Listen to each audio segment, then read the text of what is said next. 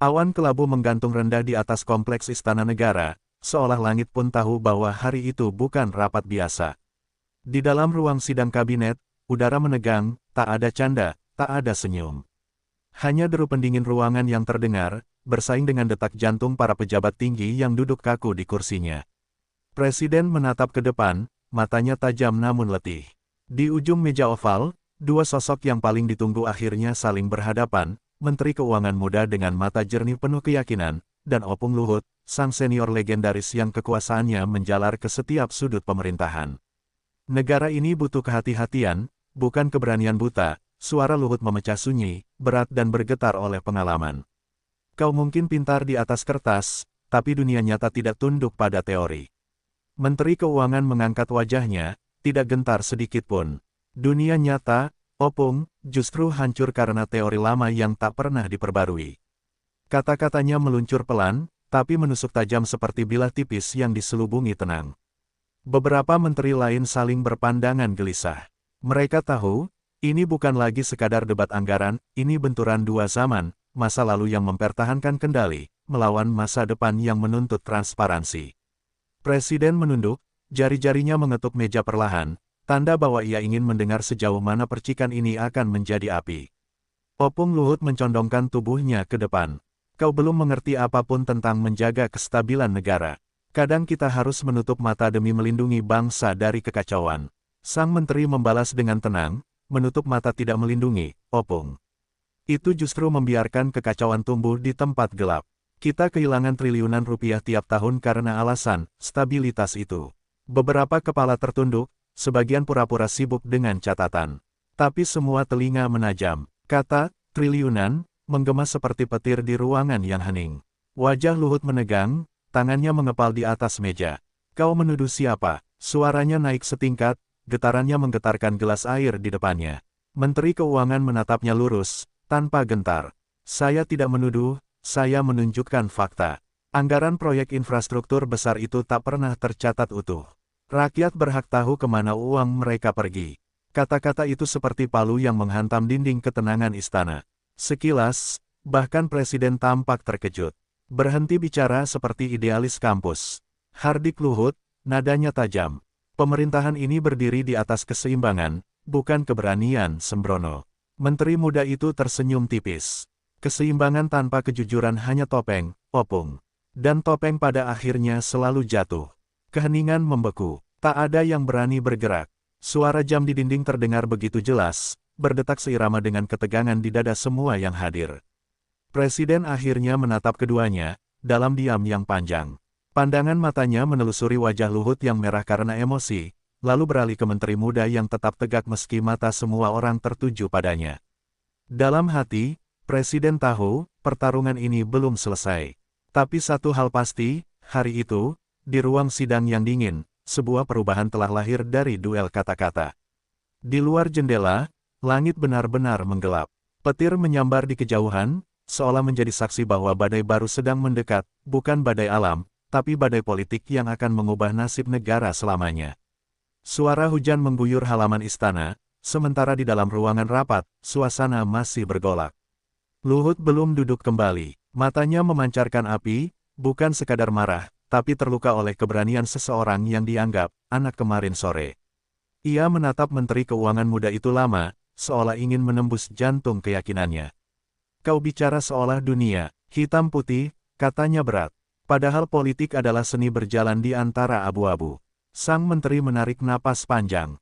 Justru disitulah masalahnya, Opung. Terlalu lama kita hidup di abu-abu, sampai lupa warna asli bangsa ini, merah putih. Kalimat itu membuat beberapa pejabat menelan ludah. Seolah seluruh udara di ruangan tersedot keluar. Kata-kata itu bukan sekadar pembelaan, itu serangan balik yang membakar seluruh ego kekuasaan yang selama ini berdiri kokoh di bawah nama pengalaman. Luhut tersenyum miring, senyum yang lebih mirip ancaman. Kau pikir dengan idealisme itu, kau bisa selamat di dunia ini. Dunia politik tidak butuh pahlawan, nak. Ia hanya menerima mereka yang tahu kapan harus diam. Sang menteri menatap lurus, tatapannya tak bergeming. Kalau semua diam, siapa yang bicara untuk rakyat? Suaranya datar tapi bergetar oleh keteguhan. Ia tahu, kata-kata itu bukan hanya ditujukan pada Luhut, tapi pada seluruh ruangan yang dipenuhi orang-orang yang terlalu lama memilih diam. Tiba-tiba Luhut menepuk meja keras hingga gelas air tumpah. "Jangan ajari saya tentang pengabdian pada bangsa. Saya berjuang sebelum kau lahir." Namun Menteri Keuangan tidak bergeser. Dan mungkin karena itulah Opung lupa bagaimana rasanya memperjuangkan, bukan mempertahankan. Seketika wajah Luhut memucat. Ia tidak menyangka, seseorang berani melawan bukan dengan teriakan, tapi dengan kalimat sehalus belati yang menembus harga diri. Presiden, yang sejak tadi menahan diri, akhirnya berbicara. "Cukup." Suaranya tenang tapi dingin, seperti embun di atas bara. Namun percikan itu sudah terlanjur menyulut api. Tatapan semua orang di ruangan itu berubah, bukan lagi sekadar melihat perbedaan pendapat, tapi menyadari bahwa dua pandangan besar sedang bertabrakan, stabilitas versus transparansi, kekuasaan versus kebenaran. Di luar ruangan, suara petir menyambar lagi. Wartawan yang menunggu di luar mulai mencium aroma konflik. Ada sesuatu yang berbeda hari itu, bukan sekadar perdebatan birokratis, tapi benturan moral yang mengguncang sistem. Salah satu staf senior berbisik lirih kepada rekannya, "Kalau ini bocor keluar, negeri ini takkan sama lagi." Rekannya hanya mengangguk pelan. Mereka tahu, kata-kata yang lahir di ruang tertutup itu akan segera menjadi bahan bakar bagi seluruh negeri yang lapar akan kebenaran. Sementara Luhut menatap lawannya untuk terakhir kali sebelum meninggalkan ruangan, suaranya lirih namun menggema, "Kau menang hari ini dengan kata-kata, nak. Tapi ingat, kata-kata bisa jadi doa, atau kutukan." Menteri muda itu menjawab tanpa gentar, "Kalau demi bangsa, biarlah kutukan sekalipun jadi doa." Dan disitulah api itu benar-benar menyala, bukan hanya di antara dua tokoh, tapi di hati jutaan rakyat yang kelak akan mendengar kisah ini. Pagi berikutnya, ruang sidang kabinet kembali dipenuhi wajah-wajah tegang. Tidak ada yang berani membicarakan apa yang terjadi kemarin, tapi semua tahu, luka itu masih terbuka. Di meja oval besar yang kemarin jadi saksi, retakan kecil terlihat di permukaannya, hasil benturan keras tangan Opung Luhut. Retakan itu seolah simbol dari apa yang terjadi pada pemerintahan hari itu, retak antara generasi lama dan baru. Presiden duduk di kursinya, diam cukup lama sebelum berkata, "Kita tidak bisa membiarkan perbedaan ini menghancurkan fokus kita." Tapi suaranya terdengar lemah, seperti seseorang yang tahu, badai yang datang bukan lagi bisa dihentikan hanya dengan kata-kata. Di seberang meja, Menteri Keuangan tampak tetap tenang, namun dalam matanya tersimpan kesadaran, bahwa setiap kata yang ia ucapkan kemarin, kini menjadi amunisi di luar tembok istana. Luhut datang terlambat pagi itu, langkahnya berat, wajahnya tanpa senyum. Semua pejabat lain berdiri memberi hormat, tapi ia hanya mengangkat tangan singkat. Ketika duduk, matanya menatap tajam ke arah sang menteri. Suasana kembali membeku. "Kau puas?" katanya perlahan, hampir seperti bisikan. Sekarang mereka di luar menunggu darah. Menteri Keuangan menatapnya tanpa gentar. Kalau kebenaran membuat mereka marah, berarti sudah saatnya bangsa ini menghadapi amarahnya sendiri. Beberapa pejabat lain mulai gelisah. Ada yang menunduk, ada yang berpura-pura menulis. Sementara Presiden menatap meja yang retak itu lama sekali, seolah berharap retakan itu bisa disatukan hanya dengan pandangan. Tapi dunia tidak seindah itu. Kepercayaan telah berubah menjadi kecurigaan, dan setiap keputusan setelah hari itu akan dilihat dengan kacamata perpecahan. Ketegangan meledak ketika seorang menteri senior lainnya berusaha menengahi, "Kita semua di sini untuk tujuan yang sama." Tapi Luhut langsung memotong, suaranya serak tapi tajam, "Tujuan sama. Tidak semua di sini masih percaya pada cara lama." Ia menatap Menteri Keuangan tajam. Beberapa lebih sibuk mencari nama, bukan solusi. Sang menteri hanya menjawab dengan lirih, tapi jelas terdengar, "Kadang nama tak penting, Opung. Yang penting, sejarah mencatat siapa yang berani melawan ketika semuanya memilih diam." Kalimat itu seperti cambuk yang menghantam seluruh ruangan. Presiden akhirnya memukul meja, membuat semua terkejut. "Cukup, aku tidak ingin kabinet ini berubah jadi arena ego."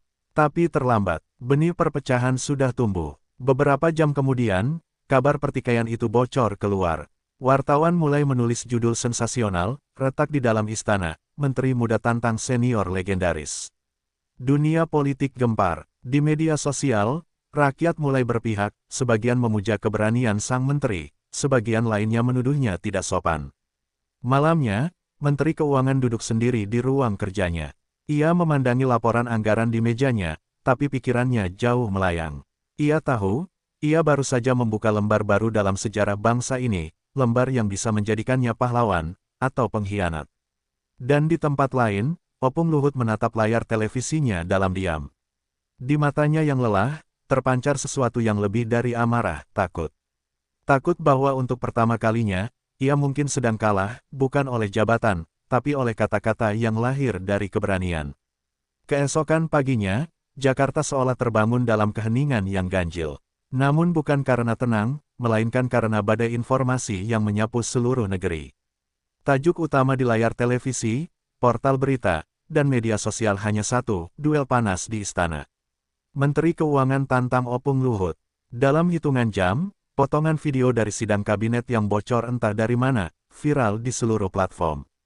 Rakyat terbelah, dan negara mulai bergetar. Di jalanan, rakyat kecil membicarakan keberanian sang menteri muda. Akhirnya ada juga yang berani bicara, kata seorang pedagang kopi di Pasar Senen. Tapi di sisi lain, para pendukung lama Opung marah. Mereka menuduh sang menteri tidak punya adab, tidak menghormati senior, dan hanya ingin mencari popularitas. Duel kata-kata itu kini berubah menjadi perang narasi. Di ruang kerja sempitnya, Menteri Keuangan menatap layar ponselnya yang tak berhenti bergetar. Notifikasi, panggilan, ancaman, dan dukungan datang bersamaan. Sekretaris pribadinya tampak cemas. Bapak harus hati-hati. Ada pihak yang sedang menyiapkan serangan balik. Sang menteri hanya tersenyum tipis. Kalau mereka menyerang, berarti kebenaran sudah mulai mengganggu kenyamanan. Sementara itu, di kediamannya yang megah, Opung Luhut duduk ditemani secangkir teh yang dingin. Di layar televisi, komentator politik sibuk menganalisis perdebatan itu. Sebagian menilai Luhut mulai kehilangan kendali. Ia tidak bereaksi, hanya menatap kosong. Aku membangun negara ini dengan keringat, gumamnya lirih. Sekarang mereka menilainya dengan satu video 3 menit. Di balik kemarahannya, terselip getir dan kesepian yang menua. Presiden pun ikut terkena imbasnya. Dukungan publik terhadap pemerintah tiba-tiba berfluktuasi tajam. Di ruang kerjanya, ia berdiri di depan jendela, menatap Monas dari jauh. Mereka tidak sadar, ucapnya pelan kepada ajudannya, kata-kata dua orang bisa mengguncang kepercayaan seluruh bangsa. Tapi jauh di lubuk hatinya, ia tahu, perbedaan itu tak lagi bisa dihentikan. Ini bukan sekadar konflik pribadi, tapi awal dari perubahan arah sejarah. Di kantor-kantor berita, jurnalis sibuk menggali latar belakang kedua tokoh itu. Mereka membedah gaya kepemimpinan, rekam jejak, dan bahkan masa lalu keluarga. Masing-masing media menulis dengan sudut pandang yang berbeda, ada yang menyanjung keberanian menteri, ada pula yang menggiring opini bahwa Luhut adalah simbol ketegasan lama yang diserang secara tidak hormat. Perang opini kini jadi panggung baru kekuasaan. Namun di tengah hiruk-pikuk itu, ada sesuatu yang lebih dalam bergerak, rakyat mulai sadar, bahwa mungkin selama ini kebenaran memang terlalu lama disembunyikan di balik stabilitas. Di media sosial, muncul tagar yang menggema, tagar berani bicara demi negeri. Untuk pertama kalinya dalam waktu lama, publik bicara dengan jujur tentang anggaran, korupsi, dan moralitas kekuasaan. Sesuatu yang tak pernah terjadi sebelum ini. Malam itu, Menteri Keuangan berdiri di balkon kantornya, menatap kota yang basah oleh hujan. Lampu-lampu Jakarta tampak bergetar di genangan air. Ia tahu badai belum berakhir.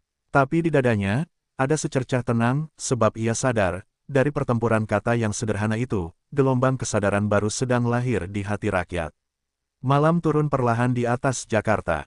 Gedung-gedung tinggi masih menyala, tapi di balik kaca tebal dan lampu lembut, ada jiwa-jiwa yang gelisah. Di salah satu ruangan di Kementerian Keuangan, menteri muda itu duduk sendirian. Di hadapannya, tumpukan laporan anggaran terbuka lebar, angka-angka yang bagi sebagian orang hanya data, tapi baginya adalah denyut kehidupan jutaan rakyat. Namun malam itu, bukan angka yang ia perhatikan. Yang ia pikirkan adalah suara-suara di luar sana, sorak dukungan, caci maki, dan ancaman samar yang mulai membayang. Ia menatap foto ayahnya di meja, seorang guru tua dari desa, tersenyum sederhana dengan pakaian lusuh. Jangan pernah takut bicara benar, meski sendirian, suara itu bergema di kepalanya. Ia tersenyum getir. Ayah, bisiknya, aku baru benar-benar mengerti arti kata-katamu. Di luar jendela, angin malam berembus, membawa aroma hujan dan ketegangan yang belum reda. Sementara itu, di rumah dinasnya yang sepi, Opung Luhut duduk di ruang kerja yang dipenuhi piala dan foto-foto masa lalu, potret dirinya di garis depan pembangunan, berdampingan dengan para pemimpin masa silam. Tapi malam ini, semua foto itu seolah menatap balik, diam, menuntut. Ia membuka satu berkas lama, laporan proyek besar yang pernah ia awasi. Ada nama-nama, angka-angka, dan tanda tangan yang kini terasa berat di matanya. Mungkin dia benar, gumamnya perlahan. Mungkin aku terlalu lama percaya bahwa stabilitas harus dibayar dengan diam. Telepon di mejanya berdering. Seorang kolega lama berbicara cepat di seberang, menawarkan strategi untuk menekan sang menteri muda, bahkan menyarankan penyelidikan pribadi. Tapi Luhut hanya menjawab dingin, jangan. Setelah menutup telepon, ia termenung lama. Dalam keheningan itu, ia sadar, yang sedang ia lawan bukanlah orang, melainkan refleksi dirinya di masa muda, idealis, keras kepala, dan berani melawan dunia demi prinsip. Di istana, Presiden belum tidur. Ia berjalan pelan di lorong panjang menuju ruang kerjanya. Laporan intelijen di tangannya, menumpuk, tekanan politik, ancaman ekonomi, desakan partai. Tapi pikirannya tertuju pada dua orang yang kini jadi pusat badai. Ia tahu, keduanya bukan musuh, hanya dua jiwa dengan cinta yang sama pada negeri, tapi dengan cara yang berbeda. Ia menatap foto bendera merah putih di dinding dan berbisik, semoga bangsa ini tak hancur hanya karena dua orang yang terlalu peduli. Angin malam semakin kencang, menggoyangkan tirai dan memecah keheningan. Di dua tempat berbeda, dua tokoh itu duduk di depan jendela, satu menatap masa depan, satu menatap masa lalu. Tapi keduanya merasakan hal yang sama, kesepian. Kesepian orang-orang yang tahu bahwa kebenaran dan kekuasaan jarang berjalan beriringan. Menjelang tengah malam, Menteri Keuangan memejamkan mata dan menulis satu kalimat di catatan pribadinya. Keberanian bukan melawan orang, tapi melawan ketakutan untuk jujur. Di saat yang sama, Luhut menutup map lamanya dan berbisik pelan, mungkin sudah waktunya mendengar, bukan hanya berbicara. Dua kalimat dari dua hati yang berbeda arah itu melayang di udara malam Jakarta, membawa tanda bahwa meski pertempuran belum selesai, ada kesadaran yang mulai tumbuh di antara badai. Subuh belum datang ketika cahaya dari layar laptop di ruang kerja Menteri Keuangan menembus gelapnya ruangan. Ia belum tidur semalam suntuk. Di hadapannya terbuka tumpukan dokumen rahasia, laporan proyek infrastruktur, rincian transfer dana, serta catatan-catatan transaksi yang selama ini tersembunyi rapi di balik kata strategis. Setiap lembar yang ia buka adalah potongan kebenaran yang menakutkan, sekaligus bukti keberanian yang tak bisa lagi ditarik mundur. Tangannya bergetar saat menelusuri angka-angka itu. Ia tahu apa arti data ini, bukan hanya korupsi, tapi pola kebocoran sistematis yang sudah berlangsung bertahun-tahun. Nama-nama besar tertulis di sana, termasuk orang-orang yang pernah ia hormati. Kalau semua ini benar-benar aku buka, bisiknya lirih. Ia berhenti sejenak, lalu menatap foto rakyat di poster kementeriannya, ibu-ibu di pasar, petani, nelayan. Maka biarlah semuanya terbuka. Demi mereka. Sementara itu, di kediaman Opung Luhut, pagi datang dengan sunyi yang berat. Ia sudah menerima laporan intelijen dari timnya, Menteri Keuangan sedang menyiapkan berkas besar untuk diserahkan langsung ke Presiden. Di meja kerjanya, Luhut mengetukkan jarinya perlahan. Anak itu benar-benar gila, katanya dengan nada antara kagum dan khawatir. Ia menatap peta proyek nasional yang menempel di dinding, garis-garis merah yang menandai jaringan kekuasaan yang begitu dalam. Kalau dia buka semua ini, seluruh sistem bisa runtuh. Ia mengangkat telepon, memanggil dua orang kepercayaannya. Pastikan data itu tidak bocor. Tapi jangan sentuh orangnya. Suaranya tegas tapi bergetar. Setelah menutup telepon, ia menarik napas panjang. Dalam hatinya, ia tahu, ini bukan lagi soal reputasi, tapi soal sejarah. Karena jika data itu benar-benar terbuka, maka kebenaran akan menelan banyak nama, termasuk dirinya sendiri.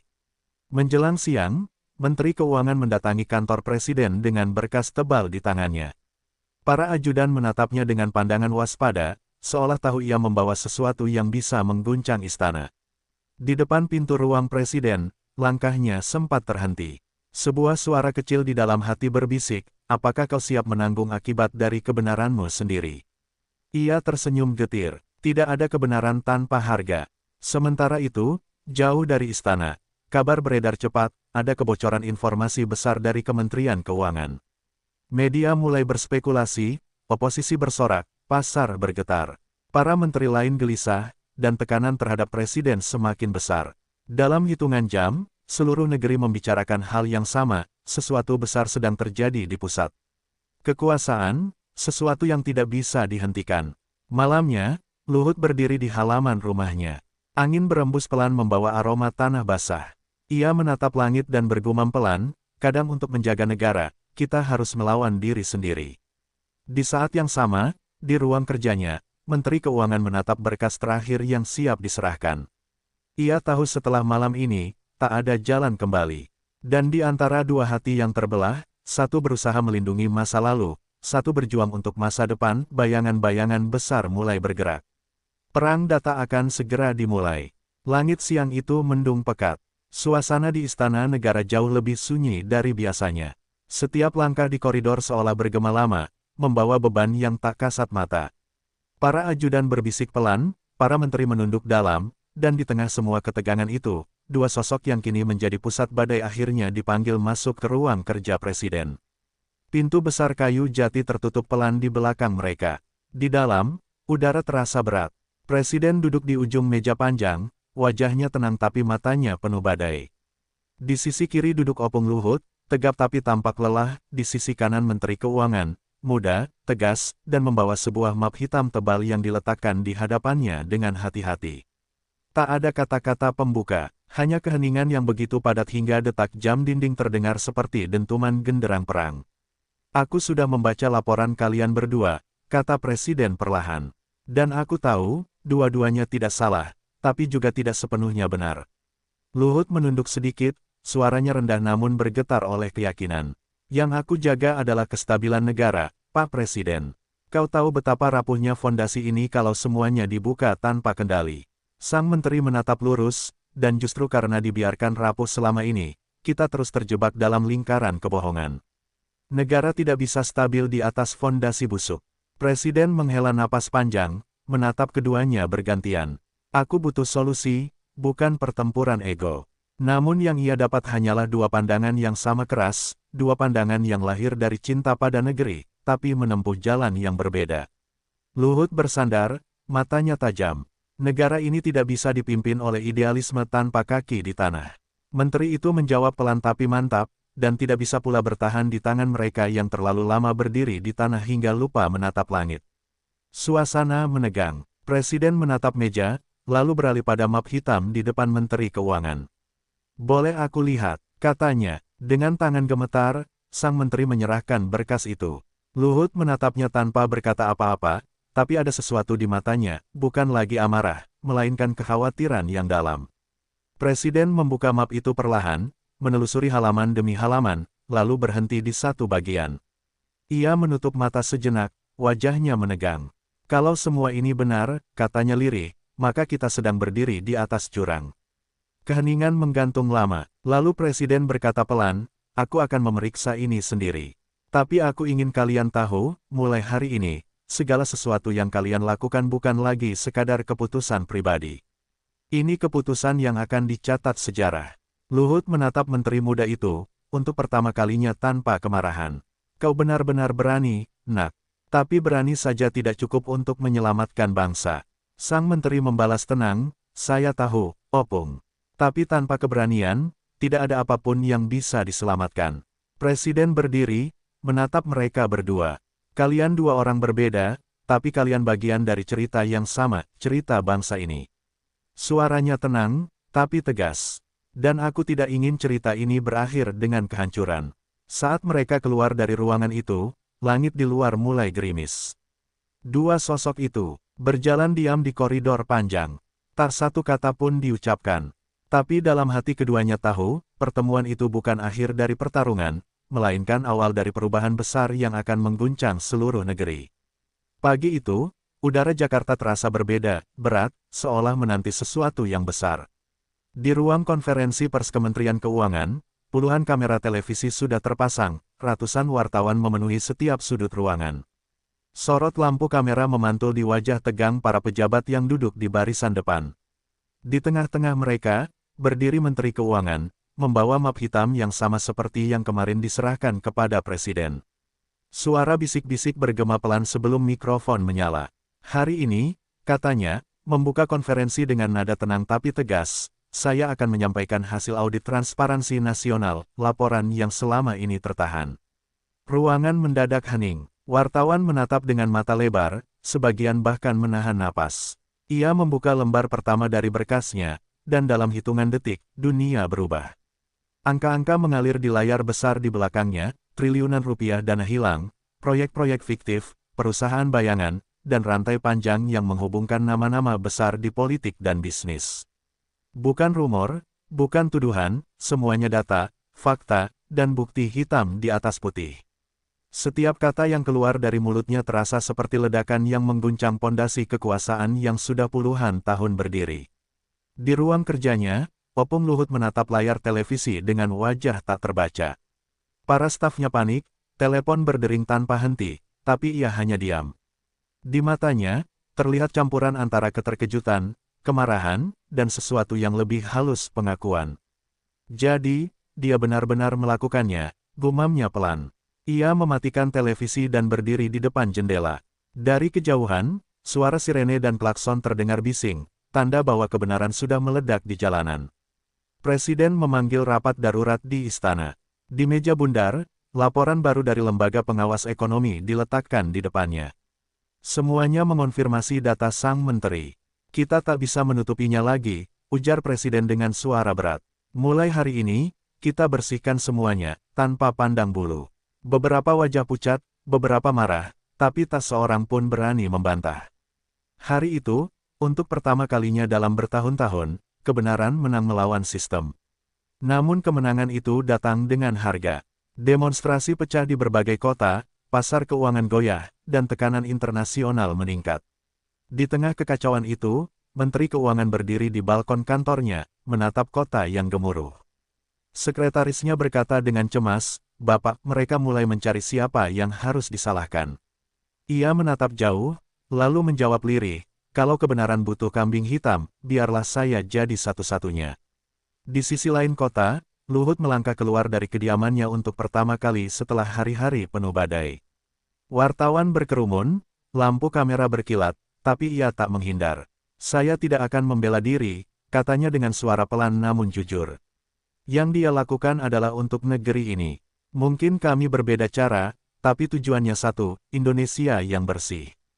Kata-kata itu menggetarkan banyak hati, bahkan mereka yang dulu memujanya dalam diam menunduk haru. Sore menjelang malam, berita besar itu menyebar ke seluruh dunia. Indonesia mengguncang diri sendiri, reformasi ekonomi terbesar dimulai. Di langit, matahari terbenam di balik gedung-gedung tinggi, seolah memberi salam pada sebuah era lama yang perlahan tenggelam.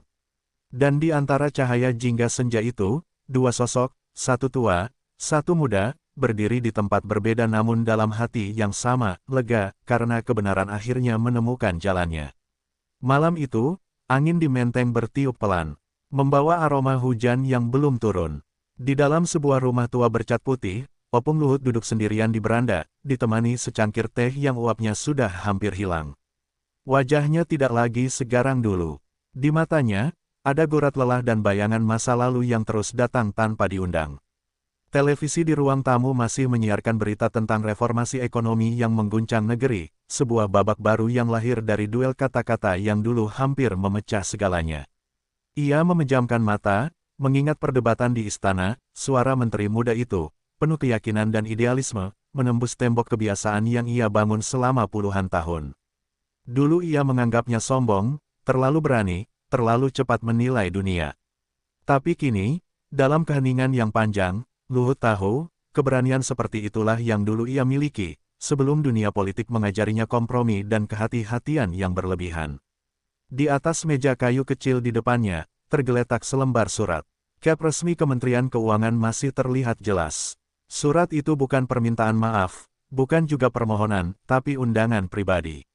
Menteri muda itu menulisnya dengan tangan sendiri. Lebih besar dari, "Opung, saya ingin bertemu. Bukan untuk berdebat lagi, tapi untuk mendengar. Negeri ini butuh kedamaian antara generasi, bukan pertarungan tanpa akhir." Luhut menatap surat itu lama, lalu tersenyum tipis. Senyum yang bukan lagi sinis, melainkan lega.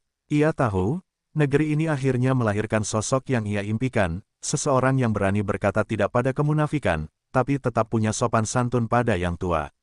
Langit mulai menitikkan hujan pelan. Ia meneguk sisa tehnya, lalu berdiri pelan. Di rak dekat pintu, tergantung jaket tuanya yang sudah usang. Ia mengenakannya, menatap dirinya di cermin, rambut memutih, wajah berkerut, tapi mata yang kali ini lebih jernih. Mungkin sudah waktunya aku mendengar, bukan memimpin, gumamnya pelan. Mobil hitam tua keluar dari garasi, meluncur perlahan ke arah gedung kementerian. Di sepanjang jalan, spanduk-spanduk baru mulai bermunculan, transparansi untuk negeri, reformasi untuk rakyat. Luhut menatapnya dari balik jendela, dan untuk pertama kalinya dalam waktu lama, hatinya hangat. Ia sadar, kekuasaan memang bisa memudar, tapi pengaruh sejati adalah ketika seseorang berani berubah demi kebenaran. Sesampainya di gedung itu, menteri muda sudah menunggu di lobi. Tak ada kamera, tak ada wartawan. Hanya dua manusia yang dulu berseteru kini saling menatap tanpa dendam. Terima kasih sudah datang, Opung, kata sang menteri pelan. Luhut menepuk bahunya dengan lembut. Kau sudah membuka jalan yang sulit, nak.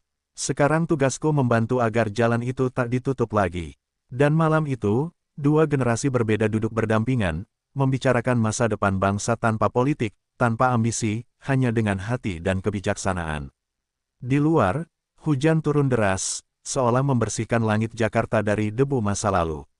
Dalam diam, mereka tahu, inilah awal dari persatuan baru, lahir dari kata, disucikan oleh keberanian, dan tumbuh dari keikhlasan. Fajar menyingsing perlahan di ufuk timur. Langit Jakarta, yang dulu selalu kelabu oleh polusi dan politik, kini tampak lebih jernih, seakan ikut bernapas lega setelah badai panjang berlalu. Di halaman Istana Negara, bendera merah putih berkibar tenang, sementara di luar gerbang, rakyat dari berbagai kalangan berdiri bersama, petani, mahasiswa, buruh, hingga para pengusaha muda. Mereka datang bukan untuk menuntut, tapi untuk menyaksikan lahirnya Indonesia baru.